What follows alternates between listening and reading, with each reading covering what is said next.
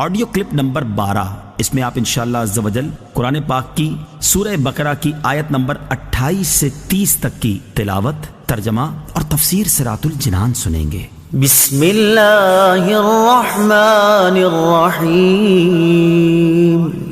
ترجمہ: اللہ کے نام سے شروع جو نہایت مہربان رحمت والا ہے۔ کیف تکفرون باللہ وکنتم امواتا فاحیاکم ثم یمیتکم ثم یحییکم ثم یحییکم ثم الیہ ترجعون۔ ترجمہ: تم کیسے اللہ کے منکر ہو سکتے ہو؟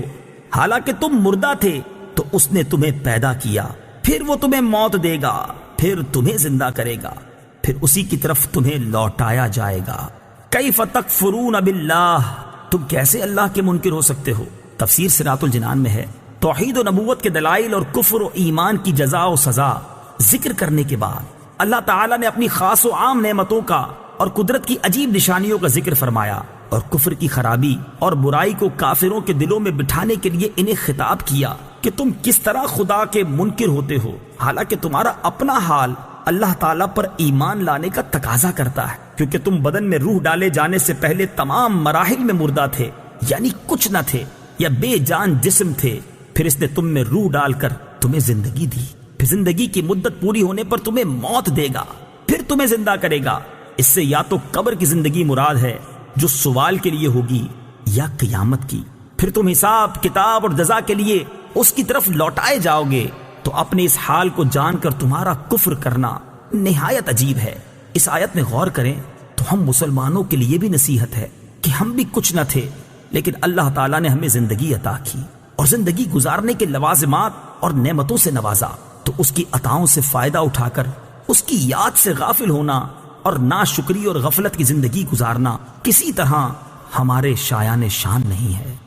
هو الذي خلق لكم ما في الأرض جميعا ثم استوى إلى السماء فسواهن 7 سماوات وهو بكل شيء عليم۔ ترجمہ: وہی ہے جس نے جو کچھ زمین میں ہے سب تمہارے لیے بنایا، پھر اس نے آسمان کے بنانے کا قصد فرمایا تو ٹھیک 7 آسمان بنائے، اور وہ ہر شے کا خوب علم رکھتا ہے۔ هو الذی خلق لکم، وہی ہے جس نے تمہارے لیے بنایا۔ تفسیر صراط الجنان میں ہے، تمام انسانوں کو فرمایا گیا کہ زمین میں جو کچھ دریا، پہاڑ، کانے، کھیتی، سمندر وغیرہ ہے، سب کچھ اللہ تعالیٰ نے تمہارے دینی و دنیاوی فائدے کے لیے بنایا ہے۔ دینی فائدہ تو یہ ہے کہ زمین کے عجائبات دیکھ کر تمہیں اللہ تعالیٰ کی حکمت و قدرت کی معرفت نصیب ہو، اور دنیاوی فائدہ یہ ہے کہ دنیا کی چیزوں کو کھاؤ پیو اور اپنے کاموں میں لاؤ۔ جب تک اللہ تعالیٰ کی طرف سے کوئی ممانعت نہ ہو تو ان نعمتوں کے باوجود تم کس طرح اللہ تعالیٰ کا انکار کر سکتے ہو؟ ایک اہم قاعدہ اس آیت سے معلوم ہوا کہ جس چیز سے اللہ تعالیٰ نے منع نہیں فرمایا وہ ہمارے لیے مباح و حلال ہے۔ وَهُوَ بِكُلِّ شَيْءٍ عَلِيمٌ، اور وہ ہر شے کا خوب علم رکھتا ہے۔ تفسیر صراط الجنان میں ہے، کائنات کی تخلیق اور اسے وجود میں لانا اللہ تعالیٰ کے کامل علم کی دلیل ہے، کیونکہ ایسی حکمت سے بھری مخلوق کا پیدا کرنا ایک ایک شے کا علم رکھے بغیر ممکن اور متصور نہیں۔ کافر مرنے کے بعد زندہ ہونے کو ناممکن سمجھتے تھے۔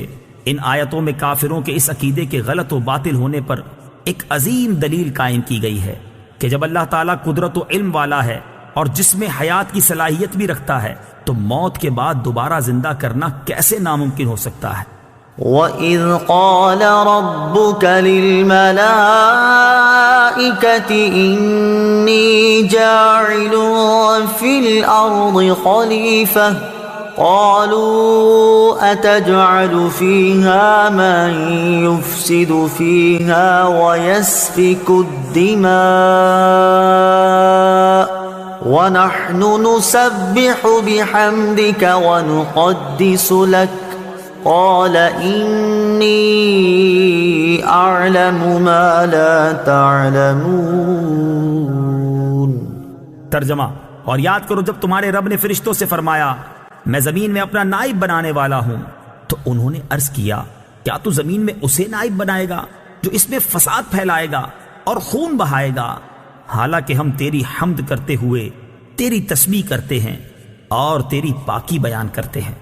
فرمایا بے شک میں وہ جانتا ہوں جو تم نہیں جانتے۔ وَإِذْ قَالَ رَبُّكَ لِلْمَلَائِكَةِ، اور جب تمہارے رب نے فرشتوں سے فرمایا، تفسیر صراط الجنان میں ہے حضرت آدم علیہ السلام اور فرشتوں کے واقعات پر ضمنی تبصرے سے پہلے ایک مرتبہ آیات کی روشنی میں واقعہ ذہن نشین کر لیں۔ واقعے کا خلاصہ، اللہ تعالیٰ نے حضرت آدم علیہ السلام کی تخلیق سے پہلے فرشتوں سے فرمایا کہ میں زمین میں ایک خلیفہ بنانے والا ہوں۔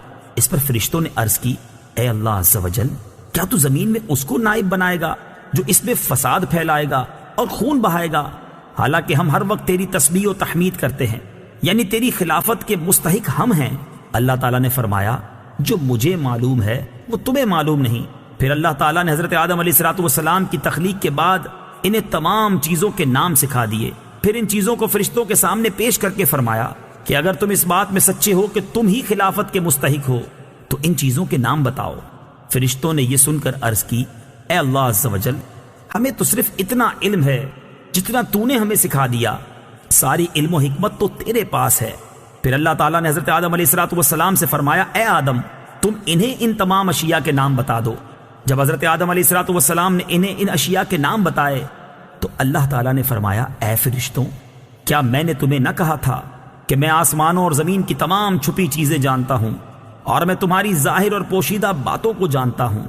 انی جاعل فی الارض خلیفہ، میں زمین میں اپنا نائب بنانے والا ہوں۔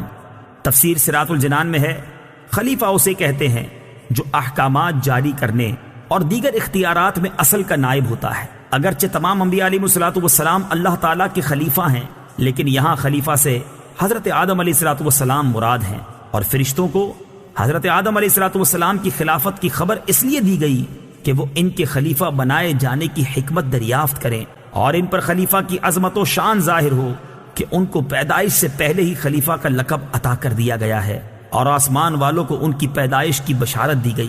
فرشتے کیا ہیں؟ فرشتے نوری مخلوق ہیں، گناہوں سے معصوم ہیں، اللہ تعالیٰ کے معزز و مکرم بندے ہیں، کھانے پینے اور مرد یا عورت ہونے سے پاک ہیں۔ فرشتوں کے بارے میں مزید تفصیل جاننے کے لیے بہار شریعت جلد نمبر 1 کے صفحہ 90 سے ملائکہ کا بیان مطالعہ فرمائیں۔ انی اعلم، بے شک میں زیادہ جانتا ہوں۔